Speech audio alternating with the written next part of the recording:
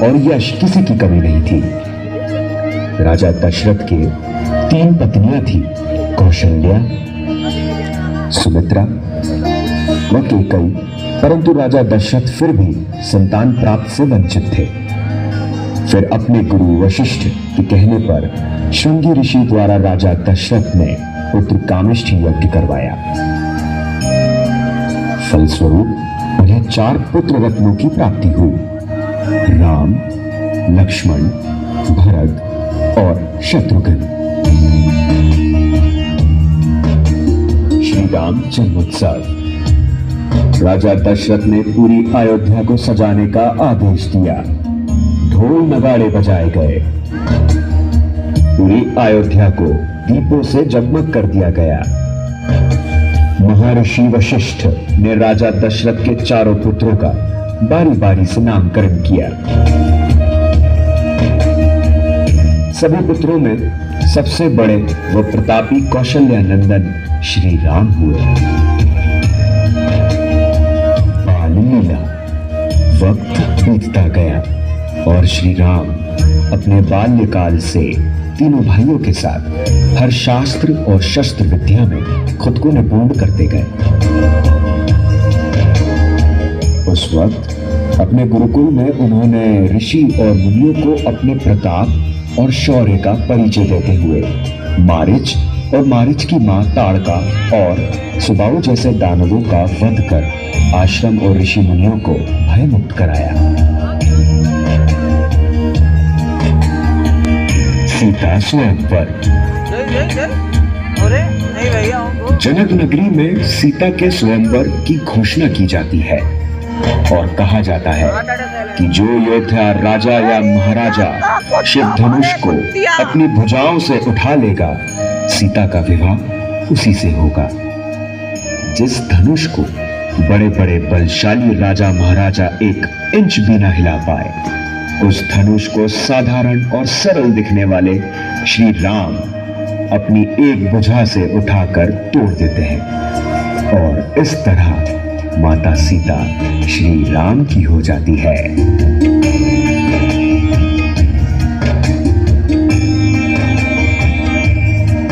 कैकेयी प्रसंग। इधर राजा दशरथ राम के राज्याभिषेक की तैयारियां कर रहे थे।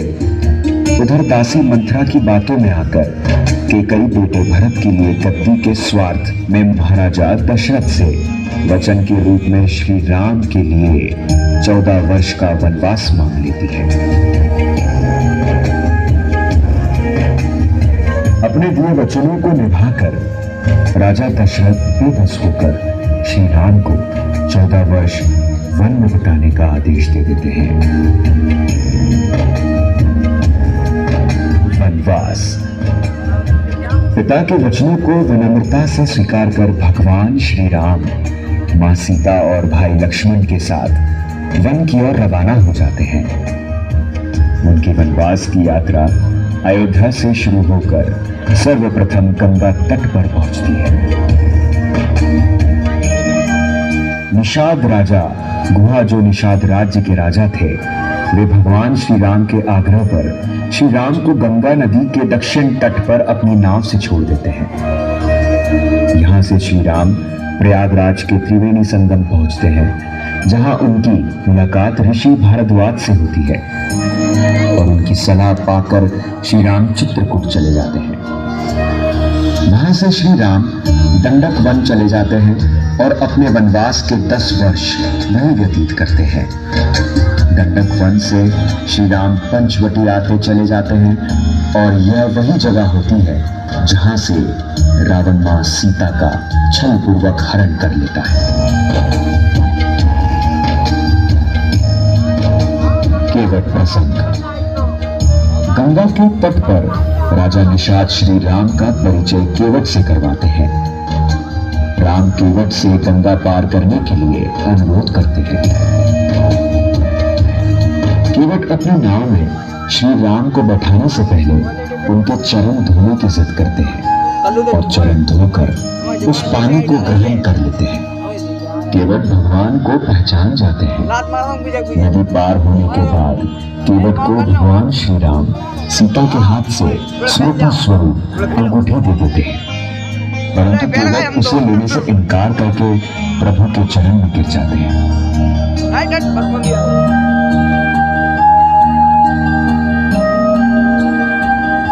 भरत मिलाप।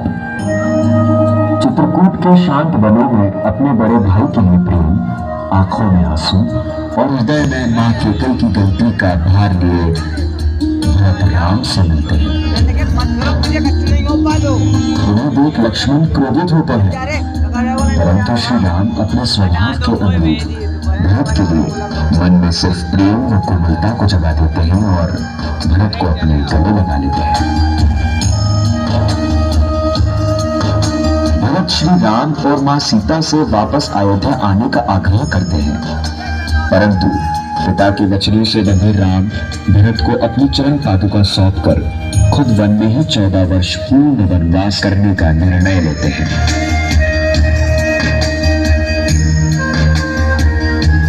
शबरी मिलन। भगवान श्री राम से मिलने की इच्छा मंशा युग में किसे न रही होगी।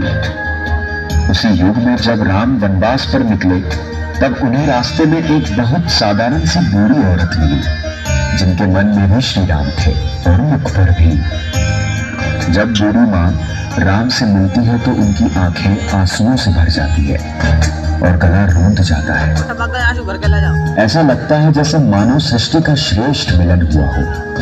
भगवान श्री राम भी अपने भक्तों को निराश नहीं करते हैं और शबरी द्वारा चखे झूठे बैरों को चाव से खाकर शबरी की मनोकामना पूर्ण कर उन्हें मानव देह से मुक्ति प्रदान करते हैं। सीता हरण।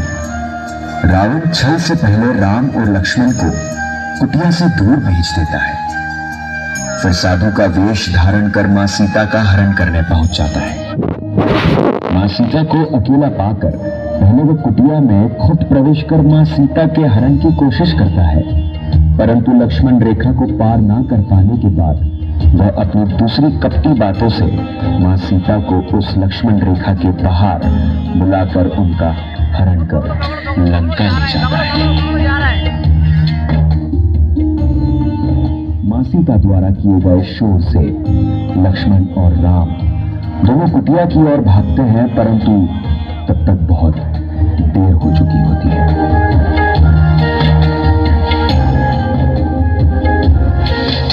राम जी हनुमान मिलन। सीता की खोज में जब श्री राम लक्ष्मण राजा सुग्रीव को ढूंढते हुए शीलक पर्वत की ओर बढ़ते हैं, तब उनका सामना एक साधु से होता है। वह साधु कोई और नहीं बल्कि हनुमान होते हैं। अपने बुद्धि का परिचय देते हुए हनुमान साधु के वेश में श्री राम को अभिभूत कर देते हैं। बाद में लक्ष्मण द्वारा श्री राम का परिचय कराने पर हनुमान को अपनी गलती का एहसास होता है। तब वे वापस अपने असल रूप में आकर अपने भगवान श्री राम के गले लग जाते हैं। एक सेवक और भगवान के बीच मिलन से दोनों की आंखें आंसुओं से भर जाती है और इस तरह हनुमान कठोर तप व प्रतीक्षा के बाद अपने प्रभु से मिल पाते हैं।